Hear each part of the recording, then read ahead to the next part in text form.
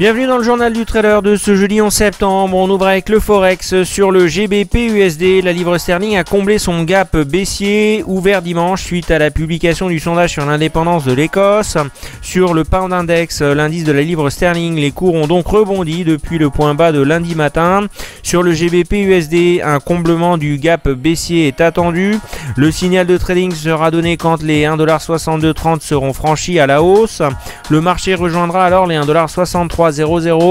Le GBP USD devrait revenir chercher l'oblique descendante qui passe à 1,6450, ce qui peut être une cible haussière pour le rebond en place depuis lundi matin. Sur le GBP CAD, il y a encore un potentiel haussier.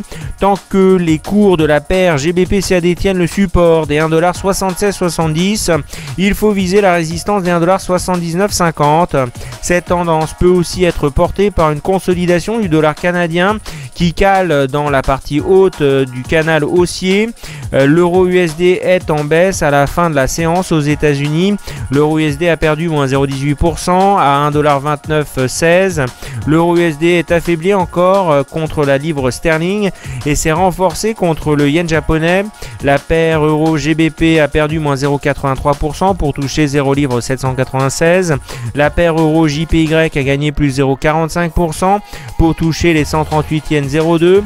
L'USD JPY a gagné plus 0,04% à 105 yens 13. Par ailleurs, le dollar canadien s'est renforcé contre l'euro et la livre sterling. La paire euro-USD a perdu moins 0,11% pour toucher les 1,2938. La paire GBP-USD a perdu moins 0,82% pour toucher les 1,6191. Enfin, l'euro JPY a gagné plus 0,001% à 136 yens 10. À Wall Street, après une ouverture hésitante à la baisse, les indices US ont longtemps oscillé autour du zéro avant qu'Apple fasse à lui seul et pour la seconde séance consécutive basculer la tendance à la hausse hier soir. Le Dow a gagné plus 0,32%, le S&P plus 0,36%, le Nasdaq plus 0,75% dans le sillage d'Apple qui a rebondi de plus 3% à 101 $, dans un volume de titres échangés de 100 millions de titres, soit 10 milliards de chiffre d'affaires. À part Apple, Wall Street a bénéficié de la hausse de Garmin plus 4%, TripAdvisor plus 1,7%. Le S&P a vu sa hausse freinée par la baisse des valeurs pétrolières et une baisse de moins 1,2% du baril sous les 91,70 $. À 11h15 ce jeudi, le S&P gagne plus 0,36%, le Dow plus 0,32%, le Nasdaq plus 0,81%.